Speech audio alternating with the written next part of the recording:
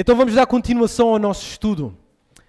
Estamos no mês da Bíblia, no mês que vamos estudar acerca das Sagradas Escrituras. E as Sagradas Escrituras são a autoridade máxima da Igreja. Na primeira sessão do nosso tema, e o nosso tema, eu digo já qual é o nosso tema, para aqueles que ainda não estão aqui só nesta segunda parte da manhã, é a origem e confiabilidade das Escrituras. Origem e confiabilidade das Escrituras. E quando entramos neste tema primeiro, demos introdução a este tema abordando a cosmovisão que devemos ter para ver que as Escrituras são a Palavra de Deus. Eu introduzi desta forma os óculos para ver as Escrituras. Qual é a autoridade final da nossa vida?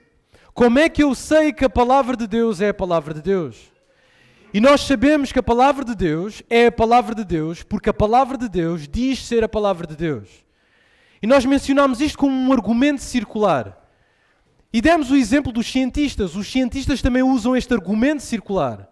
Quando eles querem justificar que a ciência é a única ferramenta legítima para entender o mundo à nossa volta. Como é que eles sabem que a ciência é a ferramenta legítima ou a ferramenta última para entender o mundo à nossa volta? Bom, eles têm que usar a ciência para justificar a máxima da ciência. A razão. Alguém pode dizer, eu posso entender o mundo à minha volta pela razão. Eu posso descobrir a verdade pela razão. Tu lhe perguntas, como é que tu sabes que a razão é a ferramenta eficaz, a ferramenta última para saber que a razão é a única forma de descobrir a verdade? Ele vai dizer a razão. Então sempre existe este argumento circular para tentar justificar a sua verdade. Bom, nós cristãos só temos uma autoridade máxima, que não é a ciência, não é a razão, não é a biologia, não é a física. A nossa autoridade máxima são as Sagradas Escrituras. Então as Sagradas Escrituras estão agora em tribunal, a enfrentar a acusação do mundo. E o mundo diz que as Escrituras não são a Palavra de Deus. A Bíblia é escrita por homens. A Bíblia contém erros. Então nós não vamos chamar nem a geografia, não vamos chamar nem a ciência, não vamos chamar a biologia, não vamos chamar a física como testemunhas para autentificar a verdade da Bíblia. O que nós vamos pedir é que as Escrituras falem por si mesmo e elas sim comprovem a sua autenticidade e a sua veracidade. Então usamos este pressuposto, que é um pressuposto circular, mas necessário para ver a natureza e a origem, ou entender a natureza e a origem das Escrituras. E terminamos com este ponto. A nossa fé é a maior prova. Porquê? Porque é isso que a Bíblia ensina. Então este foi o nosso primeiro ponto. O nosso segundo ponto para esta manhã será a visão teológica das Escrituras. A visão teológica das Escrituras. E eu aqui quero falar acerca da inspiração das Escrituras. E o que é que eu vou fazer esta segunda parte? Eu gostaria de definir o que é inspiração divina, ou explicar, ou dar uma definição básica do que é a inspiração divina, falar da teologia da inspiração divina, falar da extensão da inspiração divina e da implicação da inspiração divina. O que eu vou usar é argumentos internos, ou argumentos que estão na Palavra de Deus, para demonstrar que a Palavra de Deus é a própria Palavra de Deus. Eu não vou usar argumentos externos. Próxima semana, se Deus quiser, falaremos de algo muito importante que muitas vezes nós como cristãos não estamos a par. É uma palavra que para nós é estranha. É a palavra cânon. E cânon é a regra de fé, é uma régua, é uma regra, é uma declaração. Digamos que seria, o cânon seria como a autoridade máxima. E o que é o cânon? Bom, o cânon é a nossa regra de fé, são os 66 livros que nós chamamos de Palavra de Deus. Esse é o cânon. E o nosso cânon é constituído por 66 livros, não 67, não 68. Nós não acrescentamos os apócrifos, nem os deuterocanónicos. Nós temos esta constituição, a Bíblia evangélica, tem esta constituição de 66 livros, o Antigo e o Novo Testamento, que nós chamamos de cânon, e estes são os únicos livros que são inspirados por Deus. Mas o que é interessante, e o que vamos falar a próxima semana, é que existe um cânon, mas existem dois cânones. E agora isto pode ser surpresa para muitos, mas existe aquilo que nós chamamos do cânon no céu e o cânon na terra. Imaginem que eu escrevo uma série de livros. Escrevo um livro sobre as belezas da camisa azul do Nelson. E escrevo um segundo livro, dizendo, arrependo-me de escrever o primeiro livro sobre a beleza da camisa azul do Nelson. Entendeu? Arrependi-me. Quando eu termino estes dois livros, o que eu tenho aqui são os autógrafos que saíram da minha mão. Então, estes dois livros seriam como o cânon, que saiu diretamente do autor. Dá para perceber isto, não é?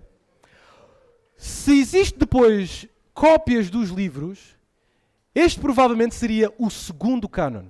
Agora, para o primeiro cânon, como eu sou o autor, isto pode parecer estranho, mas nós vamos falar disto depois na próxima semana, eu tenho um conhecimento infalível dos livros que eu escrevi.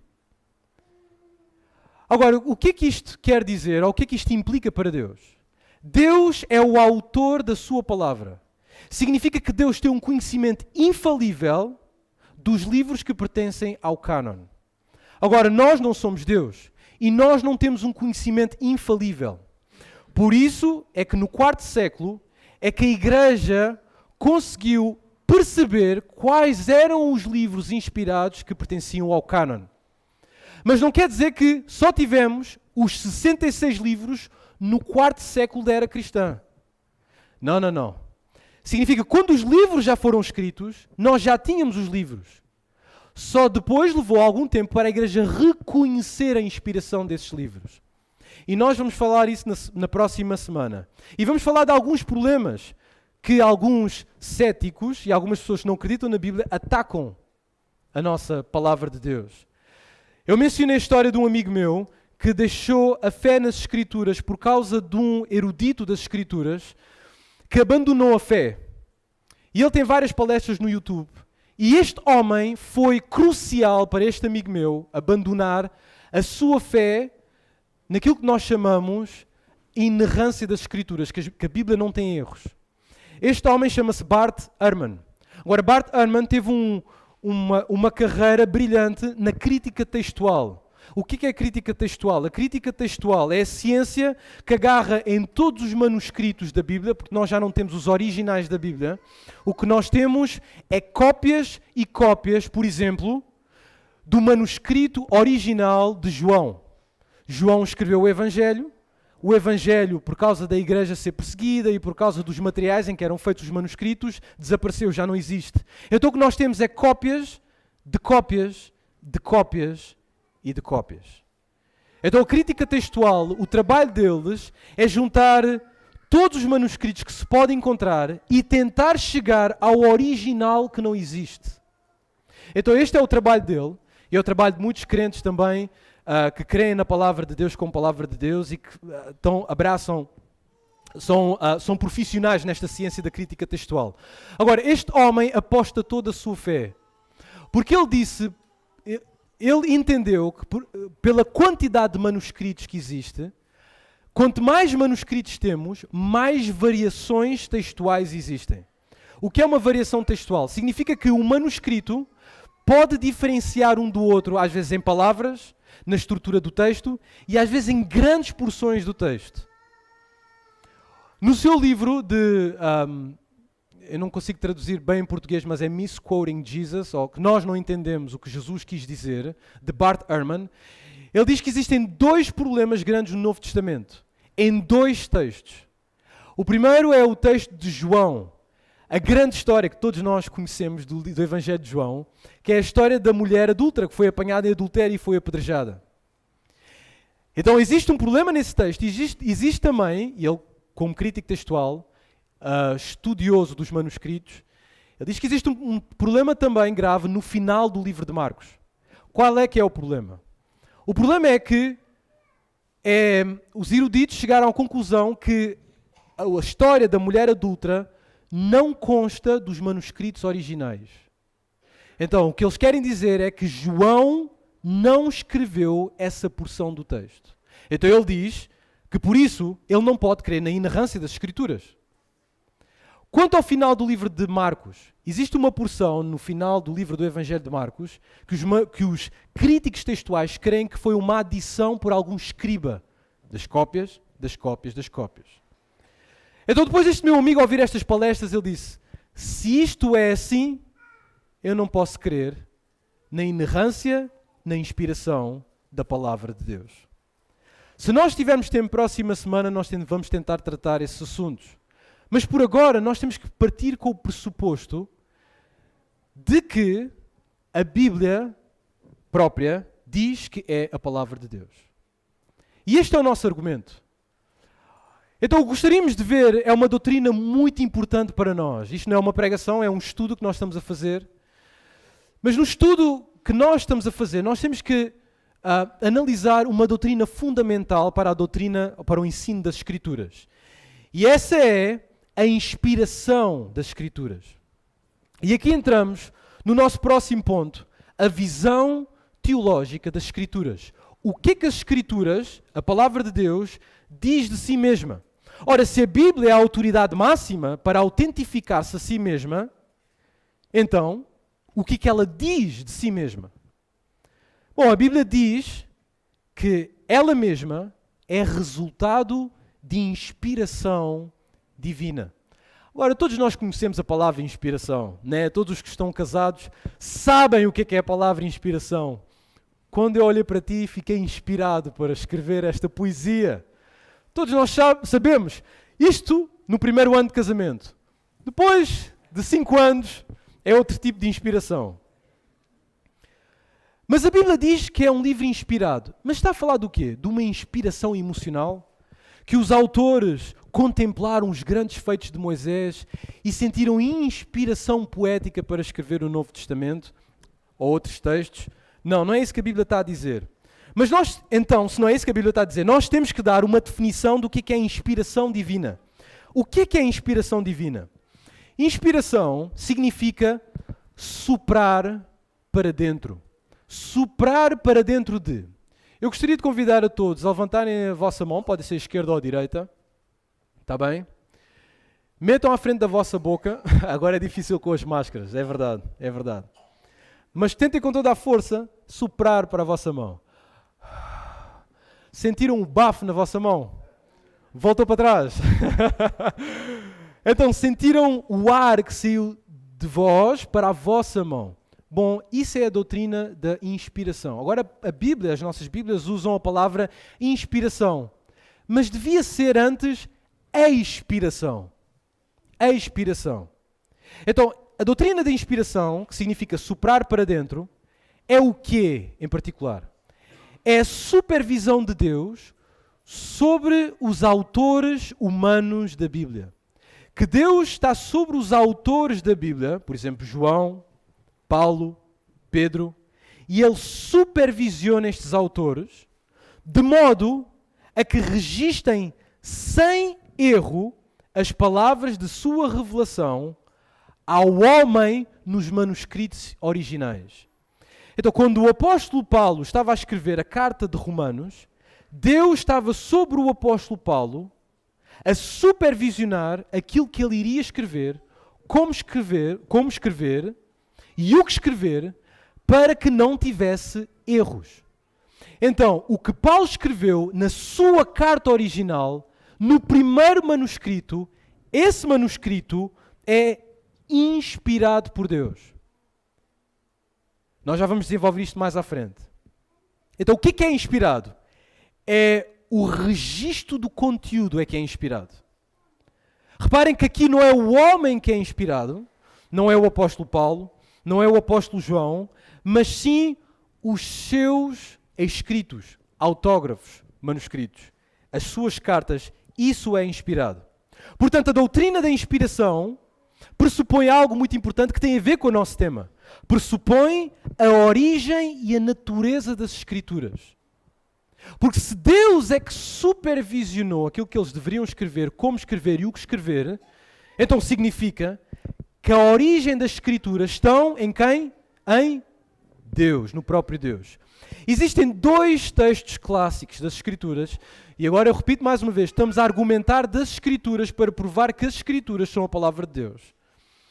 Existem dois textos básicos nas Escrituras que falam acerca da natureza e da origem das Escrituras, nomeadamente a inspiração das Escrituras, o ato de o sopro de Deus. Deus estava sobre os seus autores humanos, a soprar sobre eles, para que eles registassem exatamente aquilo que Deus queria. O primeiro texto é 2 a Timóteo, capítulo 3, versículo 16. 2 a Timóteo, capítulo 3, versículo 16. É um texto muito conhecido. Aliás, quando nós entramos na membresia da igreja e vemos a declaração de fé, quando chega à parte da doutrina das Escrituras, nós temos este texto. Este é o texto clássico. Não é? Este é o texto clássico.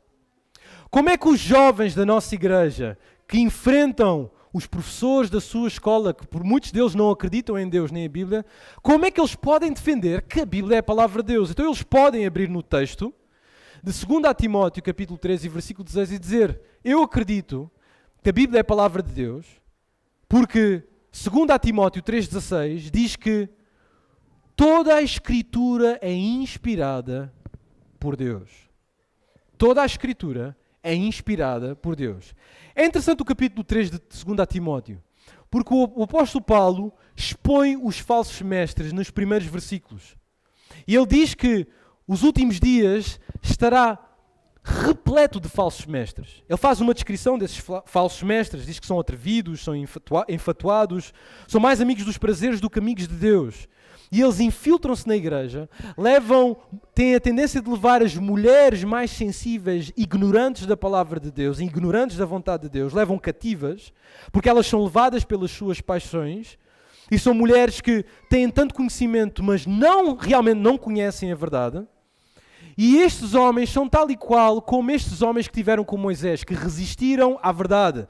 Versículo 8 diz que Janes e Jambres resistiram a Moisés. Assim estes falsos ensinadores também resistem à verdade. E ele faz esta descrição macabra dos últimos tempos. Ele não olha tanto para fora da igreja, mas olha para dentro da igreja. Tu imagina como é que estará fora da igreja.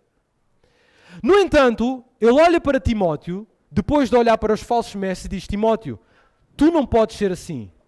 O que tu tens que ser é um homem das Escrituras. Versículo 10 diz: tu, porém, tens seguido de perto o meu ensino, procedimento, propósito, fé, longanimidade, amor, perseverança, as minhas perseguições, os meus sofrimentos. Versículo 12.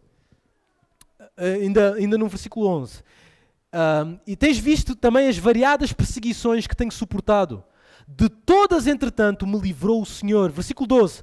Ora, todos quantos querem viver piedosamente em Cristo Jesus serão perseguidos. E ele volta mais uma vez no versículo 13 a falar destes impostores. Mas ele alerta Timóteo: Timóteo, tu tens o meu testemunho, tens o meu exemplo. Eu sou um homem das Escrituras, Timóteo. Eu sou um apóstolo, eu recebi a palavra de Deus, eu vivo a palavra de Deus, eu ensinei-te a palavra de Deus. Mas não te esqueças, Timóteo, da mesma forma que tu viste o meu testemunho e aprendeste a palavra de Deus de mim, e vês o mau exemplo destes falsos pastores, falsos profetas, falsos apóstolos, tu, porém, versículo 14, permanece naquilo que aprendeste e de que foste inteirado, sabendo de quem o aprendeste. Versículo 15, e que desde a infância sabes as sagradas letras que podem tornar-te sábio para a salvação pela fé em Cristo Jesus. O que o apóstolo Paulo está a dizer é: Timóteo, tu já tens ouvido a palavra desde pequenino. A tua mãe instruiu-te nesta cosmovisão que as Escrituras são a palavra de Deus. E estas Escrituras serviam-te como guia para levar-te à salvação em Cristo Jesus. Este foi o teu guia.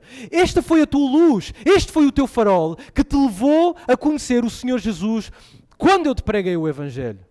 Então não foi tanto a minha exposição, Timóteo, mas foi o relembrar das Escrituras que te levou à fé em Cristo Jesus. Porque sabes, Timóteo, enquanto aqueles homens vivem perversamente, tu não podes viver perversamente. Porque tu foste ensinado pela tua mãe, pela tua avó, as Sagradas Escrituras. E essas Sagradas Escrituras, aqui o apóstolo Paulo termina por dizer, essas Sagradas Escrituras, toda a Escritura é inspirada por Deus. É útil para o ensino, para a repreensão, para a correção, para a educação na justiça, a fim de que homens como tu, Timóteo, para não serem como os falsos ensinadores, sejam homens de Deus, sejam perfeitos e perfeitamente habilitados para toda a boa obra. Então no capítulo 3, Paulo está a fazer um contraste. Está a dizer que a falta, o que torna estes falsos profetas, é que eles não foram treinados na palavra de Deus. Não foram treinados a crer na palavra de Deus. Não foram treinados a confiar na palavra de Deus. Não foram treinados e nem eles querem seguir a palavra de Deus.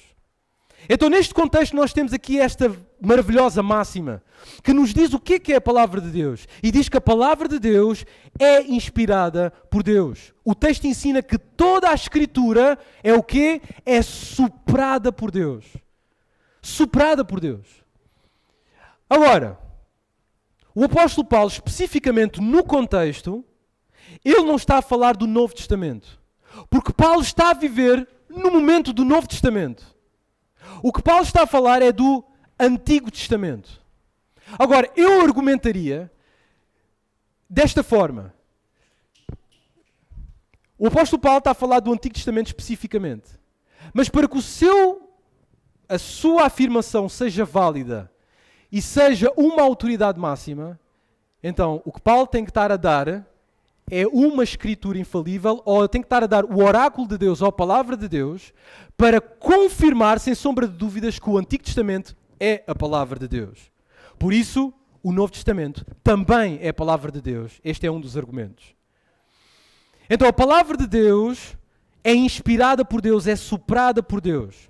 O que significa que a palavra de Deus é dotada da autoridade. Então, se vem de Deus, a palavra de Deus é a nossa autoridade. Paulo ainda afirma, Paulo ainda vai longe, ainda um pouco mais longe, e ele afirma, noutra parte das Escrituras, e podem abrir em 1 Coríntios capítulo 2, versículo 13, ele afirma algo que é ainda mais escandaloso. O apóstolo Paulo afirma em 1 Coríntios capítulo 2, versículo 13, quando ele está a falar da excelente sabedoria de Deus, e que a sabedoria de Deus é mais sábia do que a sabedoria do mundo, ele diz, no versículo 13, vamos começar do versículo 12, está bem?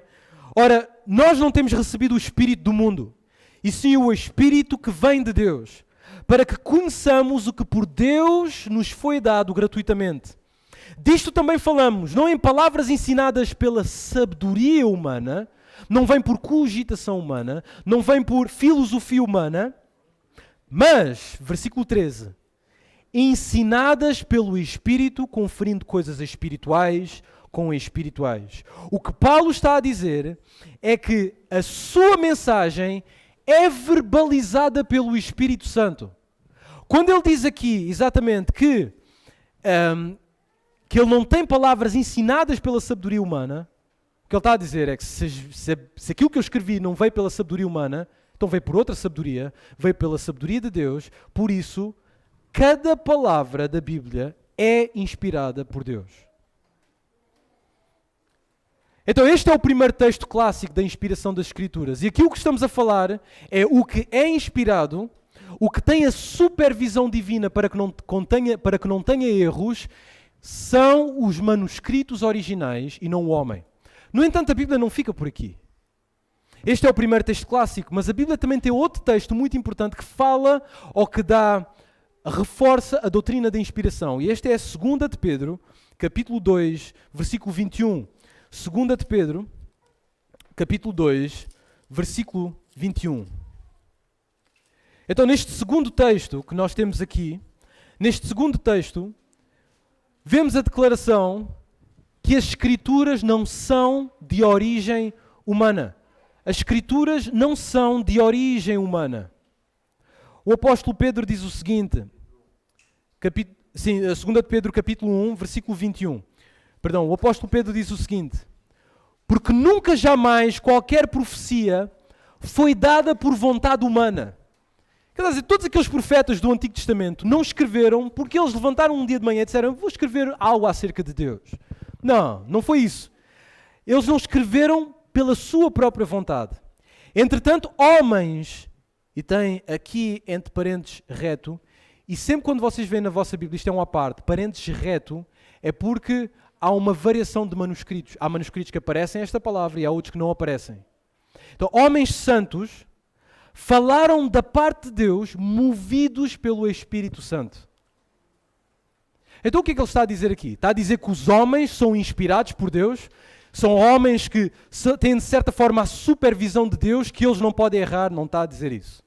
Está a dizer que estes homens falíveis foram movidos pelo Espírito Santo para escrever aquilo que Deus quis. E eles não fizeram por vontade própria, mas fizeram pelo impulsionar, pelo movimento, pelo empurrar do Espírito Santo, como um barco é empurrado pelo vento na sua vela. Assim foram estes homens, foram movidos. Quando vocês ouvem dizer que este homem é inspirado por Deus, bom, por mais bonito que isso pareça, isso não é bíblico. Porque não são os homens que são inspirados por Deus, mas a Bíblia é inspirada por Deus. É por isso que temos tantos problemas com este movimento neocarismático. Porque quando estes homens sobem e dizem, eu sou um apóstolo, o que é que eles estão a dizer? Eu sou a autoridade máxima. Então, se eles são a autoridade máxima, não existe outra autoridade máxima que possa reprová-los. Então, eles chegam como a autoridade máxima e tudo aquilo que eles dizem tem que ser considerado como palavra de Deus. Eles são infalíveis e inerrantes. Mas isso vai contra as Escrituras. Porque só existe uma coisa infalível que não pode cometer erros e inerrante, que não tem erros. E isso é a palavra de Deus. Então o apóstolo Pedro diz isto. Diz que as Escrituras não são de origem humana. Estes indivíduos foram dirigidos por Deus. Eles foram veículos da revelação de Deus. Agora, há uma diferença entre inspiração e revelação. Revelação é a exposição da verdade, é tirar o véu para uma verdade. Isso é a revelação.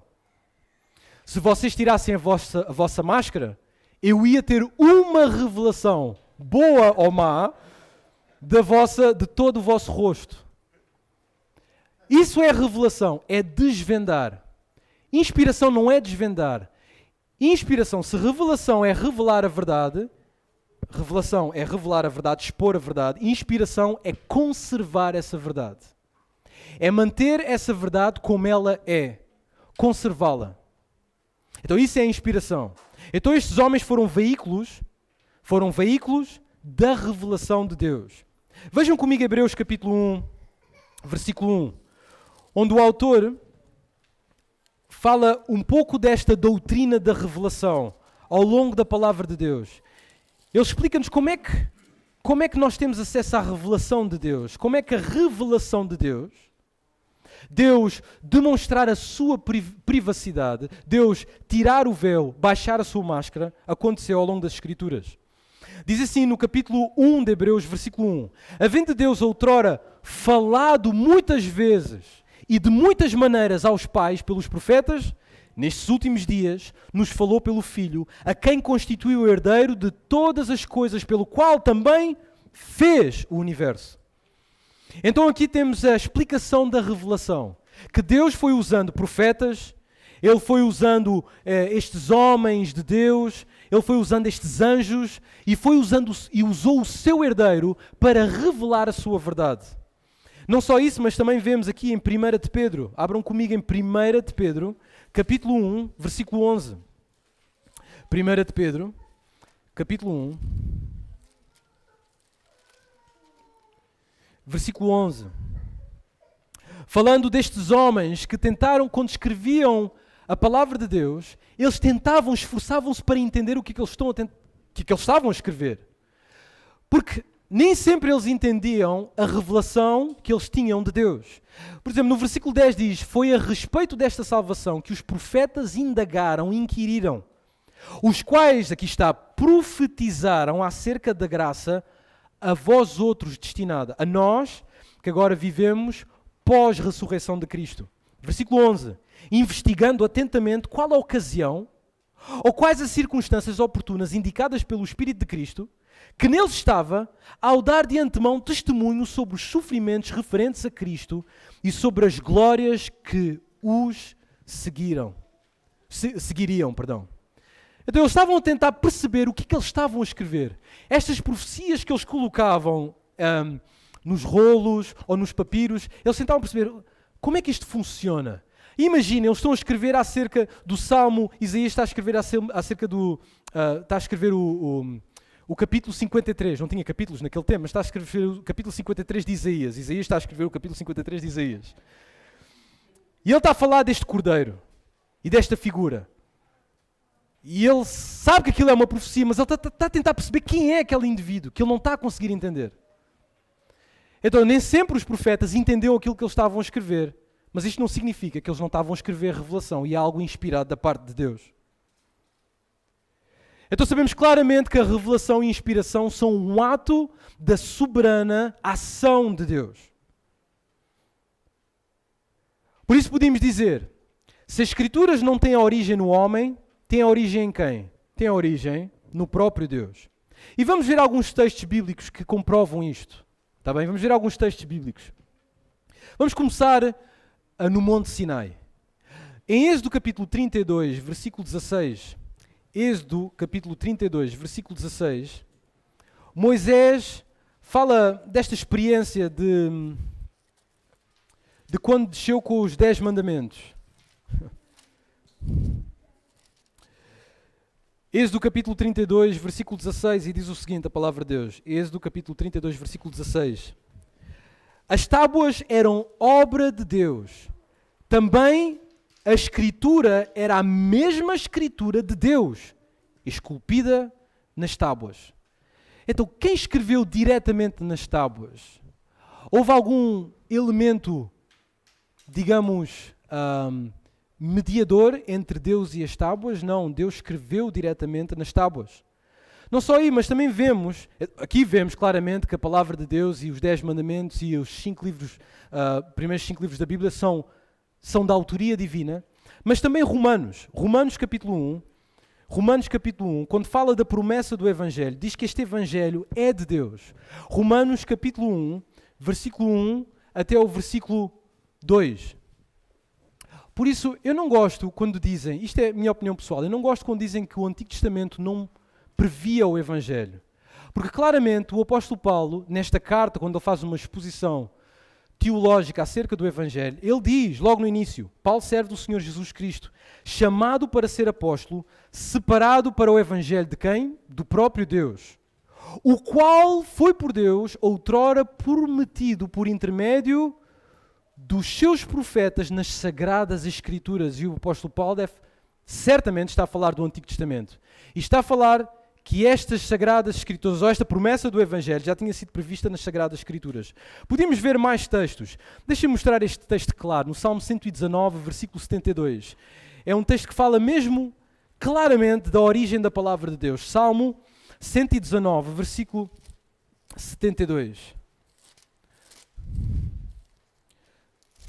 Salmo 119, versículo 72, diz assim o seguinte: para mim vale mais a lei que procede de tua boca, do que milhares de ouro ou de prata. Então o salmista claramente está a dizer que a palavra de Deus procede da própria boca de Deus. Então a palavra de Deus não tem origem nos homens, mas tem origem na palavra de Deus. E alguém pode estar a discutir com um colega do trabalho, por exemplo. Como é que tu sabes, e estávamos a falar isso lá fora, como é que tu sabes que a palavra de Deus é a palavra de Deus? E tem que voltar a esta máxima. Bom, eu sei que a palavra de Deus é a palavra de Deus porque a palavra de Deus diz que ela mesma é a palavra de Deus. E se ele diz, não, isso não pode ser. Não pode ser a palavra de Deus. Então diz-me tu porque é que não é a palavra de Deus. Bom, não é a palavra de Deus porque a ciência diz que não é a palavra de Deus. Ok. Então como é que tu sabes que a ciência é verdade? Bom, eu sei que a ciência é verdade porque a ciência diz... ok. Então a tua autoridade máxima é a ciência. Bom, a minha é a palavra de Deus. Então isto é tudo uma questão de autoridades. A quem nós rendemos a nossa fé? Nós rendemos à palavra de Deus. O mundo pode render a quem quiser. Então, homens movidos pelo Espírito Santo, e esta é a declaração, homens movidos pelo Espírito Santo escreveram palavras sopradas por Deus, as quais são a fonte de autoridade para a fé e para a prática cristã. Homens movidos pelo Espírito escreveram palavras sopradas por Deus, as quais são a fonte de autoridade para a fé e para a prática cristã. Eu diria não só para a prática cristã, não só para os cristãos, mas é para todo o mundo. Porque Deus criou todo o mundo. E Deus criou as nações e Deus criou os homens. Então essa palavra de Deus que é inspirada não é só para a igreja, é para os de fora também. Está bem? Então temos aqui claramente o que é doutrina ou o que é a definição de inspiração. Agora, eu sei que é pesado, é uma classe, não é uma pregação, é uma classe. Mas aguentem comigo mais um pouco. Então, falámos da descrição de inspiração. O que é a inspiração? O segundo ponto vai-nos falar da teologia da inspiração divina. A teologia da inspiração divina. O que ela é? O que a Bíblia especificamente diz acerca da inspiração divina? O que o próprio Deus diz acerca da inspiração divina? Agora, o termo de inspiração do 2 Timóteo, capítulo 3, versículo 16, refere-se, como eu já mencionei, e digo mais uma vez, refere-se aos escritos e não ao escritor. Então, eu vou fazer uma afirmação que provavelmente pode ser escandaloso, mas a tradução que vocês têm, que é produto de cópias, de cópias e de cópias, as cópias, e aquilo que nós temos aqui, não é inspirado per si, digamos assim. O que é inspirado são os manuscritos originais, porque é isto que Paulo está a falar. Ele está a falar que toda a Escritura é inspirada por Deus. O termo inspiração aparece neste texto de 2 Timóteo capítulo 3, versículo 16, e são os escritos que são inspirados e os escritos originais e não os escritores. Agora, os escritores foram apenas movidos, como nós já falámos. E estes dois princípios da inspiração que nós já falámos, falam de como funciona, ou como é que se processa a inspiração. Poderíamos dividir a inspiração em 3 elementos essenciais. Por favor, aguentem. Em 3 elementos essenciais. O primeiro elemento da inspiração é a casualidade divina. O que é que isto significa? Significa que o que causou as Escrituras foi algo divino. Então este é o primeiro ponto. A casualidade divina. Deus é a fonte principal das Escrituras. Ele é a origem das Escrituras. Então, Deus, origem. Primeiro ponto. Segundo ponto, mediação profética. Então, quem escreveu as Escrituras? Quem foram os mediadores para receber esta revelação? Os profetas. Eles escreveram as Escrituras, os apóstolos. Mas eles não escreveram, é preciso ter muito cuidado. E aqui, nós precisamos ter atenção nisto. Os autores, quando escreveram as Escrituras, eles não escreveram como robôs. E nem escreveram por ditado. Está bem? Quando Deus estava a supervisionar os autores, Ele estava a supervisionar aquilo que eles escreviam, mas respeitando o seu caráter, a sua personalidade e mesmo a cultura que vivia naquele tempo. Por exemplo, há certas expressões que a Bíblia usa e certos comentários que Paulo faz, que vemos que é Paulo a ser Paulo, mesmo sabendo que Deus está a supervisionar aquilo que Paulo escreveu, para que tenhamos a certeza que aquilo que foi escrito por Paulo foi realmente escrito por Paulo e foi o que Deus quis que fosse escrito. Então estes homens escreveram supervisionados por Deus. Deus conservou a sua personalidade, Deus conservou a sua personalidade de forma a conservar também os seus propósitos divinos. Então os profetas foram a causa imediata dos textos escritos, mas Deus foi a causa principal. Deus foi a causa principal. Então o primeiro é a casualidade divina. Deus, origem. Segundo, mediação profética. Homem, instrumento. Terceiro, autoridade escrita. O que é que isto significa? Que o que tem autoridade não foi o homem que escreveu, mas aquilo que foi escrito. Mais uma vez, eu estou-me a repetir porque isto é importante. Agora, o produto final da autoridade divina, em operação por meio dos profetas, como intermediários de Deus, é a autoridade escrita que está na Bíblia. Então, o que está na Bíblia, o que está escrito, essa é a autoridade e não os homens. Dá para entender? Ok. Está bem. Ok, partimos deste primeiro ponto. Então o primeiro ponto, qual é que era o primeiro ponto? A definição de inspiração. E sabemos que inspiração é a supervisão de Deus sobre os escritos. E também temos na doutrina da inspiração que Deus conduz com o seu Espírito homens para escreverem aquilo que Ele quer. Na teologia da inspiração, que é o nosso segundo ponto, vemos que existem 3 fundamentos principais para o processo de inspiração. Deus, origem, homem, instrumento e escrito, artefacto. Que é escrito, os escritos é que são a autoridade máxima. E aí chegamos ao nosso terceiro ponto, a extensão da inspiração divina. Ora bem, depois de entender um pouco o que significa a inspiração e o seu processo, vamos entrar nos detalhes desta doutrina. Tá bem? Vamos entrar nos detalhes particulares. Vamos analisar mais detalhadamente pelas Escrituras o que é inspirado nas próprias Escrituras. Quando nós dizemos que algo é inspirado, o que é que nós estamos a dizer? Bom, a primeira coisa, quando nós falamos de inspiração das Escrituras, estamos a dizer que a inspiração das Escrituras é uma inspiração verbal. Inspiração verbal. Ou seja, que cada palavra era a palavra que Deus queria que fosse colocada nos manuscritos originais. Vimos isso claramente em 2 Timóteo capítulo 3. Vamos abrir mais uma vez em 2 Timóteo capítulo 3, versículo 16. 2 Timóteo capítulo 3, versículo 16. Toda a Escritura é inspirada por Deus. O que é inspirada é a grafé.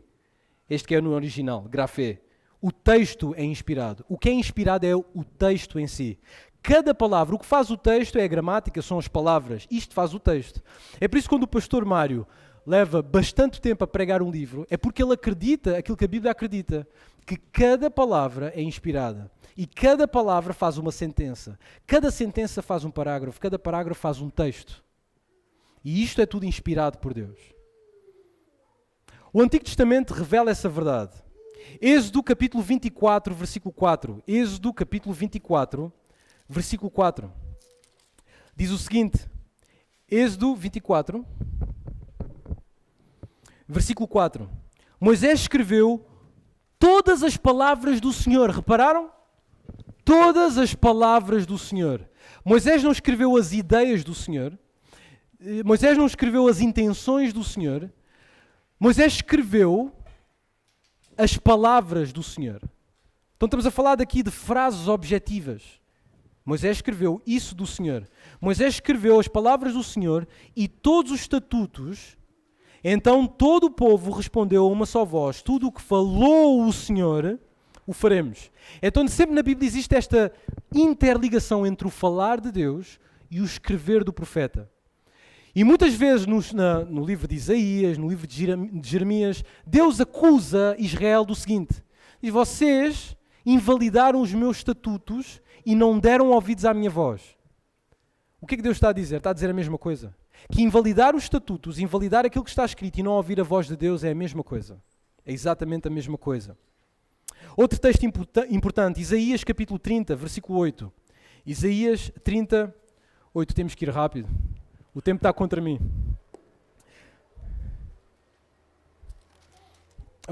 Capítulo 30, versículo 8.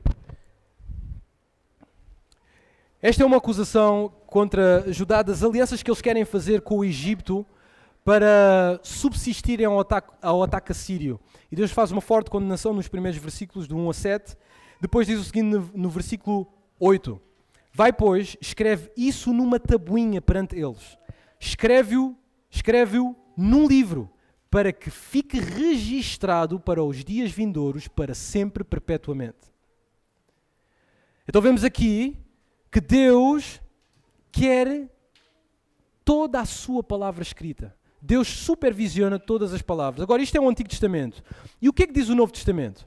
Agora, isto é muito importante, está bem? Infelizmente nós não vamos poder ver tudo hoje. Mas o Novo Testamento, nós temos que ter a visão das Escrituras como Cristo teve das Escrituras. Este é um princípio principal.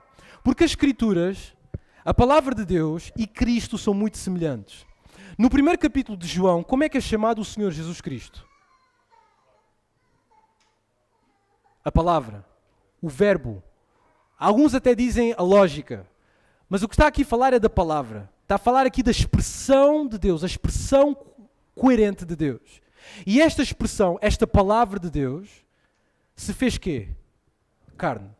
Então temos aqui algo muito importante acerca de Cristo. E é assim que nós temos que ver as Escrituras. Nós temos que ver as Escrituras como vemos Cristo. Vemos a natureza total, a natureza divina de Cristo, na pessoa de Cristo. Ele é verdadeiramente Deus, em toda a sua plenitude. Ao mesmo tempo, se ele se fez carne, ele tem uma alma humana e tem um corpo humano. Então ele é verdadeiramente, em toda a sua plenitude, homem. Então temos aqui o Logos de Deus, que é, alguns gostam de dizer 100% homem, 100% Deus, mas que ele é estes dois em um. A mesma coisa é a palavra de Deus. A palavra de Deus, ao mesmo tempo que é totalmente sobrenatural e divina, ela é ao mesmo tempo humana. E estas verdades juntas tornam a palavra de Deus, palavra de Deus. Então Jesus Cristo sabia disto. Por isso, como é que Jesus Cristo usava a palavra de Deus? O Senhor Jesus via as Escrituras como também verbalmente inspiradas. Vejam comigo Mateus capítulo 4. Mateus capítulo 4.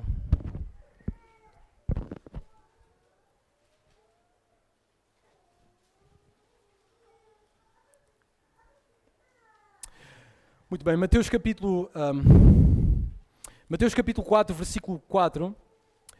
Este texto fala-nos da apresentação de Mateus aqui, é acerca do Filho do Homem. Ele apresenta o Filho do Homem como alguém interessante, inerrante e infalível.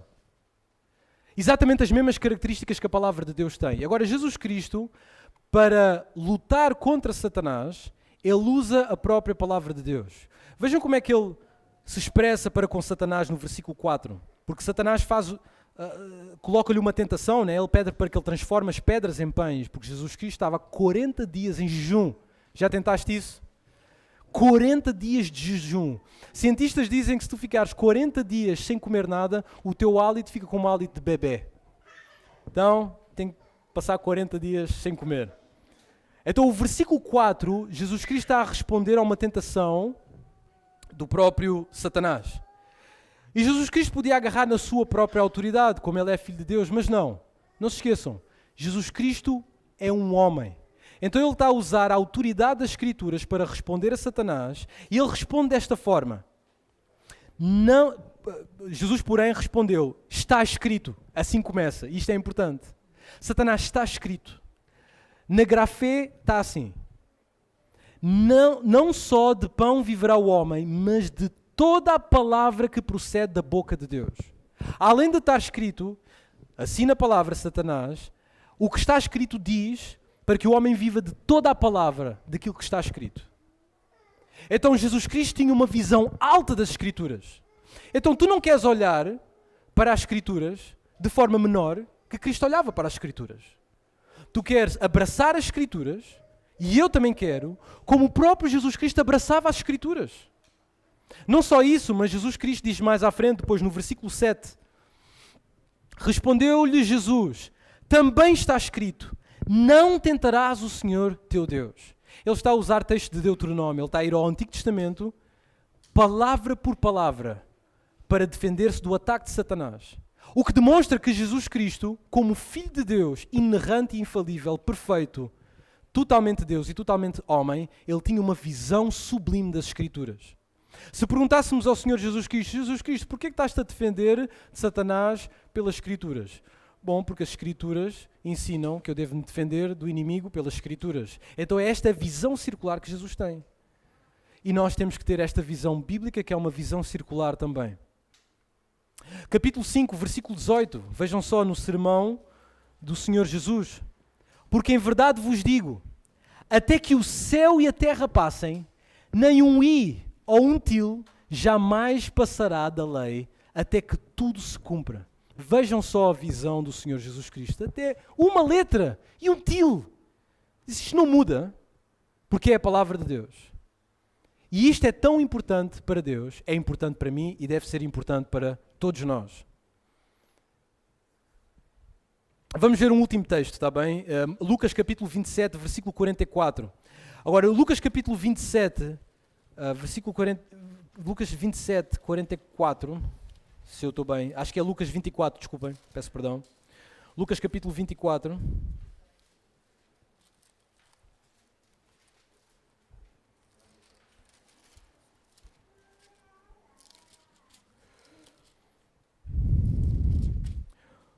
Lucas capítulo 24, versículo 27 e depois o versículo 44. O contexto é este. Jesus morreu e ressuscitou dos mortos. E os discípulos de Jesus estão profundamente desesperados e deprimidos porque o seu mestre morreu. E eles estão frustrados e deprimidos porque eles esqueceram-se de tudo aquilo que estava nas Escrituras. Jesus aparece a estes homens e tem uma conversa teológica com eles, fala-lhes das Escrituras. E vejam o que é que diz no versículo 27. E começando por Moisés, discorrendo por todos os profetas, expunha-lhes o que a seu respeito constava em todas as Escrituras. Então todas as Escrituras de Gênesis a Apocalipse, neste contexto de Gênesis até Malaquias, estão a falar do Senhor Jesus Cristo. O Senhor Jesus Cristo é o tema central das Escrituras. E o próprio Jesus Cristo, para falar de si mesmo, ele usa as Escrituras. Como é que nós vamos usar evidências da arqueologia, da história, para falar de Jesus? Se o próprio Jesus, para falar dele mesmo, ele usa as Escrituras, quem somos nós para dizer que existe uma autoridade superior aos métodos de Jesus para falar acerca de Jesus, se ele próprio usou a sua própria Escritura para falar acerca dele? Versículo 44 diz o seguinte: a seguir, Jesus lhes disse: são estas as palavras que eu vos falei, estando ainda convosco. Importava se cumprisse tudo o que de mim está escrito na lei de Moisés, nos profetas e nos salmos. Esta é uma descrição, digamos, é uma fórmula teológica para dizer o Antigo Testamento. Está bem? Moisés, profetas e os salmos. Está bem? Então, Jesus está a dizer que todo o Antigo Testamento fala de mim e valida acerca de mim. E diz quem eu sou. E vocês deveriam saber, diz Jesus a estes discípulos.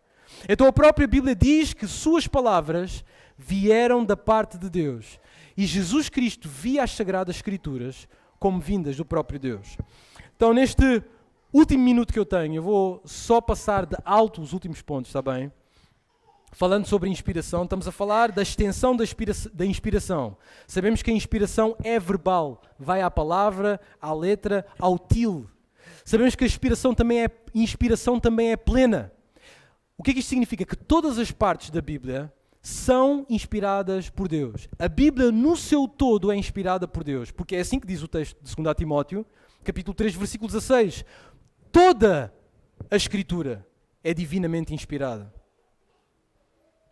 Então a inspiração abarca tudo da Bíblia, todos os livros.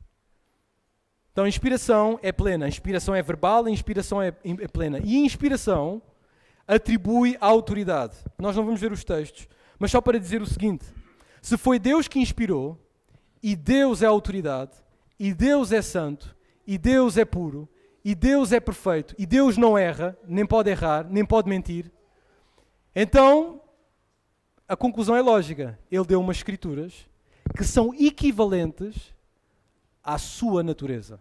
Não podem errar, são santas, são infalíveis. Então a inspiração de Deus atribui a autoridade às Escrituras, porque as Escrituras vieram do próprio Deus. Iríamos falar da implicação da inspiração divina, mas o tempo já prolonga.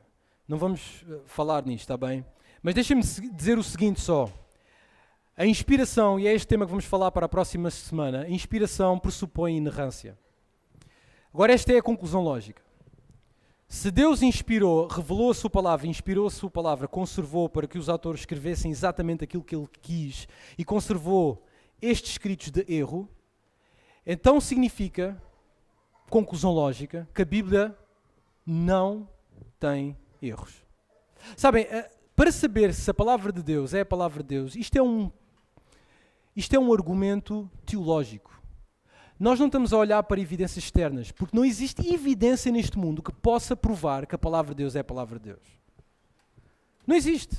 E mesmo as pessoas que querem evidências ou provas que demonstram que a palavra de Deus é a palavra de Deus, elas estão envolvidas numa certa cocaína intelectual. Porque por mais que tu dês evidências, elas querem sempre mais. Então a única evidência que basta é as Escrituras. E as Escrituras afirmam isto. E se as Escrituras afirmam aquilo que Deus é, elas são então sem erro. Porque as Escrituras são aquilo que Deus é e as Escrituras falam aquilo que Deus disse. Está bem? Próxima semana, se Deus quiser, vamos ver esta formação do cânon. O que é o cânon? Porque se existe uma inspiração, significa que Deus inspirou alguns livros ou inspirou todos os livros. Se Deus inspirou alguns livros, então só existe um cânon que tem um certo número de livros que são inspirados. Porque se Ele inspirou todos os livros, então, meus irmãos, podem tirar todos aqueles livros da vossa biblioteca e acrescentar mais e mais e mais, porque a Escritura não está completa. Mas Deus inspirou algo específico. O que é que Ele inspirou? E nisso vamos falar da Escritura do céu e a Escritura da terra. Está bem? Força, isto foi descer a montanha, está bem? Foi só descer a montanha. Ok, vamos orar, vamos colocar-nos de pé, vamos pedir a bênção de Deus e que nós nos preocupemos realmente com estas doutrinas que estão em ataque hoje em dia, especialmente para os nossos filhos.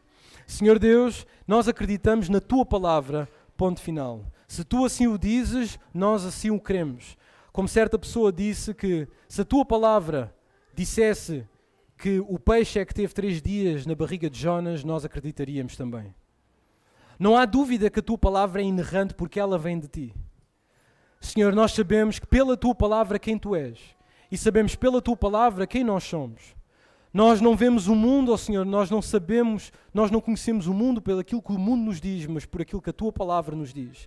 Ela é suficiente para nós, ela não contém erros, ela vem de Ti e nós abraçamos a Tua palavra como ela é. Queremos ser como o povo de Tessalónica, que abraçou as palavras do apóstolo Paulo como as palavras de Deus e verdadeiramente o são. E assim nós queremos. E nós queremos ter esta visão alta das Escrituras como o Teu Filho teve. Senhor, ajuda-nos, Pai, a crer nas Escrituras e ajuda-nos a passar este testemunho à próxima geração. Ajuda-nos a ensinar aos nossos filhos, neste simples argumento, que a Bíblia é a palavra de Deus, porque a Bíblia assim o diz. Em nome de Jesus. Amém. Então, irmãos, estão despedidos, tenham um bom almoço e uma semana abençoada.